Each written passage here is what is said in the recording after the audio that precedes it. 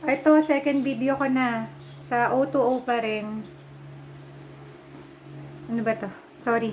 M17 yan. M17. Kita ba? M17. Okay, anyway. Linawan nyo na lang yung mga mata nyo. Ayan. Nakalagay pa rin siya sa lips ko. Wala nang ring light. Ngayon naman ang effect niya is parang brownish na. Pero sa personal talaga mukha siyang maroon, promise. Hindi talaga siya brown. Kaya medyo masama loob ko kasi gusto ko brown eh. Ayan. Talaga pag, ayan o, yung rehistro niya. Ayan, medyo nakikita na may pagka-maroon siya eh. Iba.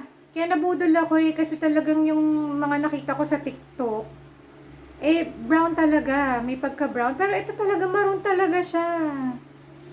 Maroon siya sa personal. Mukha lang siyang brown pero hindi. Maroon talaga siya. Ay nako. Hindi ako masaya. O2O. M17.